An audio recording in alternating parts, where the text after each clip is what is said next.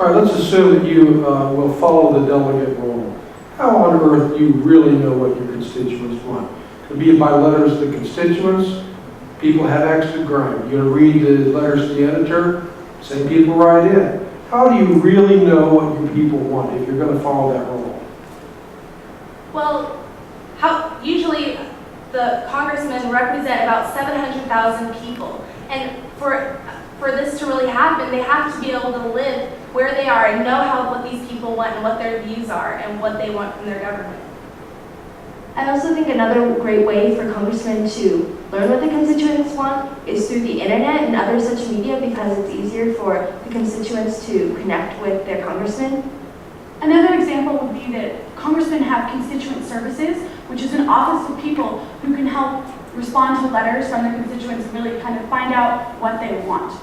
However, and I agree with you, I don't think a representative with 700,000 constituents can really represent his constituents. And especially in our district, Representative David Wu has to represent the metropolitan Portland area and the more rural coast areas. And so he can't balance both of those. I think we should have smaller constituency bases so representatives can exactly know who they're representing. In most of the world's democracies, they've adopted a parliamentary system, but in recent years, in Israel, for instance, the voters vote separately for the prime minister and for their own member of parliament. And the British system becomes more like the American system with every passing election. Why do you think the parliamentary systems are moving closer to a presidential system? Well, personally, I would disagree with you that the British Parliament is becoming more like a presidential system. And in converse, I would argue that the American presidency is becoming more like Parliament. Through amendments such as the 12th Amendment and the 24th Amendment, both of these place more role in the House of Representatives in deciding whether or not if the president should need to resign or who should become the president. Because of this, I would argue that we are becoming more like a parliamentary system of government. To clear up what my colleague just said, I think he meant the 12th, 20th, and 25th Amendments in the U.S. government. Under the 12th Amendment, if there are two elections and there's no majority, then the president can be decided on in the House and the Senate decides who the vice president becomes.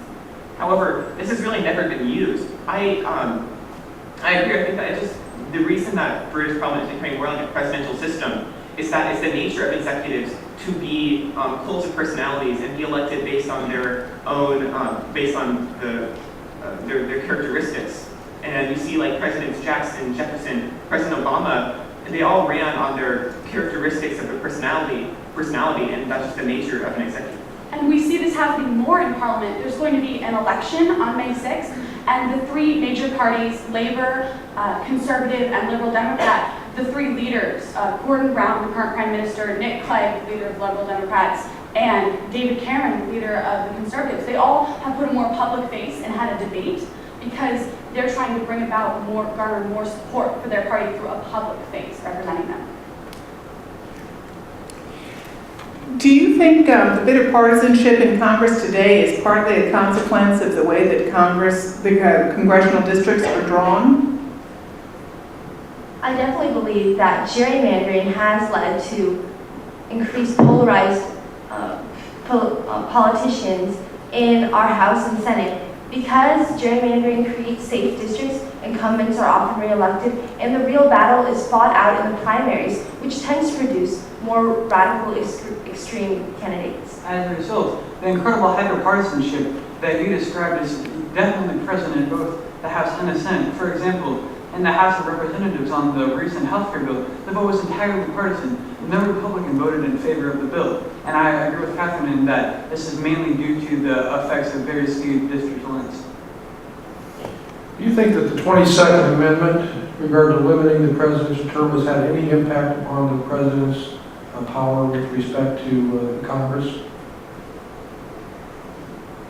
I would agree with President Reagan, who said that it was the lame duck amendment, because the president, in the end of his second term, really his clout diminishes. He's leaving soon. He's trying to push through as much as he can, but really he'll be gone soon. I think that for this, you see that Congress could potentially wait to deal with issues until that president is gone, because they know a new president could be coming in who would take a different viewpoint, and there's no reason to deal with the current administration if it's changing soon. I disagree. Before President Roosevelt and afterwards, there have been no presidents who were in office for 2 terms. And I think that just because of the tradition of having a 2-term president, which was started by George Washington, it hasn't changed at all because no other president other than President Roosevelt even had more than 2 terms. Well, I disagree with Peter. In Federalist 72, Hamilton talks about the issue of a term limit, and he essentially says that having a set presidency with definite ends for this term and mandates such as this can only be detrimental to the presidency. One of these examples is that an ambitious president would try to secure more power because he simply would not want to give his presidency up, which would be devastating to the United States government. Could we eliminate a lot of the problems that you've mentioned with drawing districts by going back to the way things were before 1842 and going back to at-large districts, maybe with proportional representation, cumulative voting to protect minorities, and eliminate some of the problems you've identified, get the courts out of this, and wouldn't that be a better system?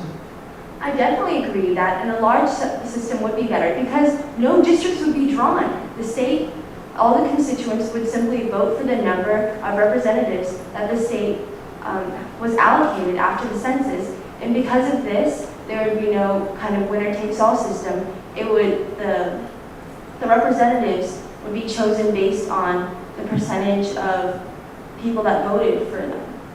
Well, I would have to disagree. I think that having representatives from certain districts is really important because it really brings across the delegate theory of representation and helps representatives really know how they can best represent their constituents and get across their diverse interests. A better system maybe would be try and fix some of the problems that come from gerrymandering. For example, there's been a proposed constitutional amendment in our state of Oregon that would create an independent commission of retired judges, one from each of our 5 districts, congressional districts, that would draw the district lines in a nonpartisan manner.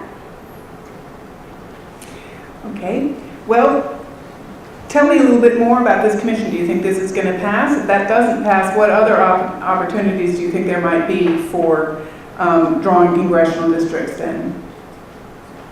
Well, I'm not sure if it's going to pass, but I think it's a really good system because it has people who are judges, so people who are practiced in not taking a bias in the law, who would hopefully be able to draw lines that would better just reflect population instead of political interest. One other form that we could use to try to lessen the effects of gerrymandering is mainly because the gerrymandering, in order to maneuver their constituents' interests, districts are often drawn in completely ludicrous shapes. For example, I believe the 3rd District of South Carolina has once been described as a 3-headed CNN.